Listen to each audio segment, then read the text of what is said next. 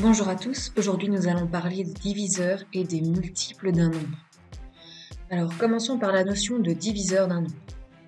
On dira qu'un nombre B est le diviseur d'un nombre A si le quotient est égal à un nombre entier, c'est-à-dire si la réponse à l'opération est un nombre qui ne comporte pas de virgule et dans le cas d'une division euclidienne, qui ne comporte pas de reste. Exemple, 6 divisé par 3 est égal à 2, on dira que 3 est un diviseur de 6, car 6 divisé par 3 est égal à 2. 2 est un nombre entier, un nombre qui ne possède pas de virgule. 7 divisé par 2 est égal à 3,5. On dira alors que 2 n'est pas un diviseur de 7, car 3,5 est un nombre qui possède une virgule. C'est un nombre décimal. Nous allons trouver les diviseurs d'un nombre. Alors, les diviseurs de 24. Alors, les diviseurs de 24, ça fait long à écrire, donc en mathématiques, il y a une notation beaucoup plus simple. C'est tout simplement div 24. Alors, div 24 signifie l'ensemble des diviseurs de 24. Pour pouvoir les noter, nous allons d'abord noter des accolades. C'est des espèces de grandes parenthèses avec une petite bouboule sur le côté. On va laisser un grand espace entre ces accolades. Et on cherche le premier diviseur de 24. Alors le nombre qui divise n'importe quel autre nombre, c'est 1. Si 24 est divisible par 1, il est aussi divisible par 24, parce que 24 divisé par 1 nous donne 24. Pour être sûr de noter tous les diviseurs de 24, il faut essayer de regarder tous les nombres possibles qui peuvent diviser 24.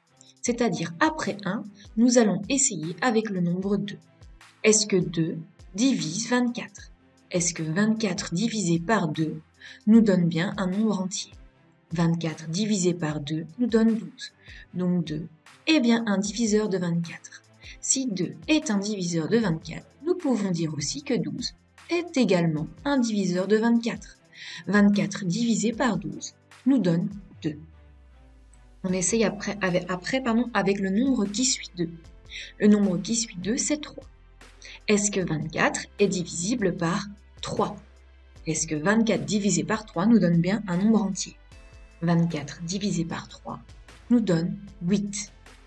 Donc oui, 24 est bien divisible par 3, mais également divisible par 8. Le nombre qui suit 3, c'est 4. Est-ce que 24 est divisible par 4? 24 divisé par 4 nous donne 6.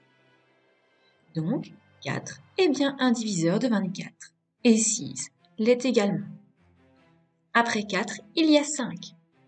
Est-ce que 5 est un diviseur de 24? Est-ce que 24 divisé par 5 nous donne un nombre entier?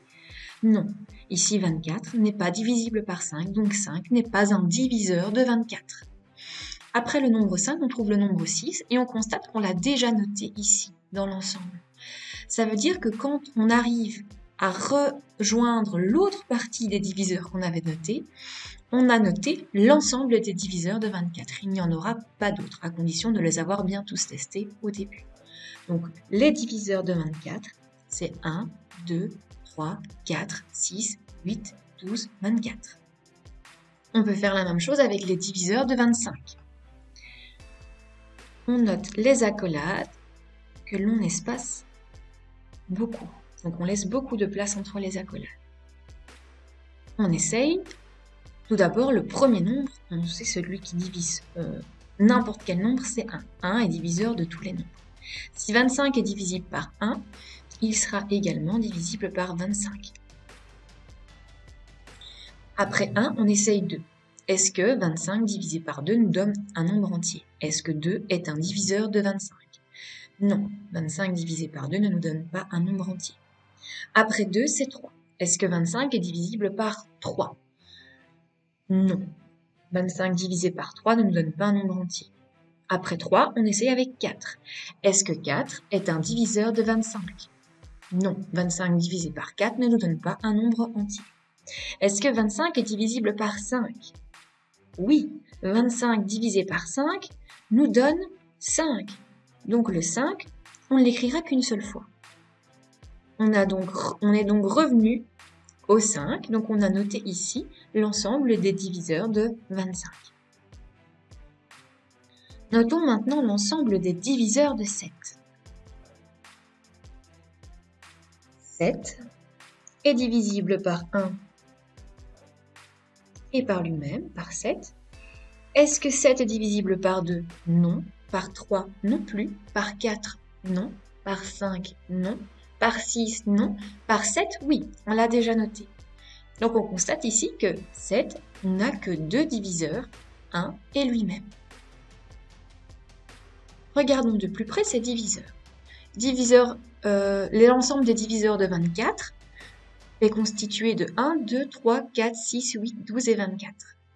L'ensemble des diviseurs de 25 est constitué de 1, 5 et 25, et l'ensemble des diviseurs de 7 est constitué de 1 et 7. Si on compte l'ensemble des diviseurs de 24, on constate qu'il est constitué de 1, 2, 3, 4, 5, 6, 7, 8 éléments. 24 possède donc 8 diviseurs. 8 est un nombre pair, donc 24 possède un nombre pair de diviseurs. Les nombres qui possèdent un nombre pair de diviseurs sont appelés des nombres rectangles. Ensuite, nous avons div 25 qui est égal à 1, 5 et 25. Si on compte le nombre de diviseurs que possède 25, on constate qu'il en possède 3. 1, 5 et 25, ce sont les 3 diviseurs de 25. Donc 25 possède 3 diviseurs. 3, c'est un nombre impair, c'est-à-dire que 25 possède un nombre impair de diviseurs. On appellera ces nombres des nombres carrés. Nombres carrés, ce sont ceux qui possèdent 3 diviseurs. Un nombre impair de diviseurs ici, comme 25. Un autre nombre carré, par exemple, c'est 36. 36 possédera aussi un nombre impair de diviseurs. Ces nombres carrés sont reconnaissables, pourquoi? Parce qu'ils sont le carré de nombres. 25, c'est le carré de 5. 36, c'est le carré de 6. 16, on peut directement dire que ça va être un nombre carré, car 16 est le carré de 4. Nous avons ici 7, donc l'ensemble des diviseurs de 7, et on constate que cet ensemble est constitué de 2 éléments.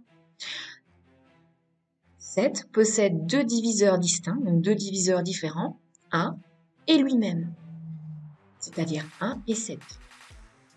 On appellera les nombres qui possèdent 2 diviseurs distincts des nombres premiers.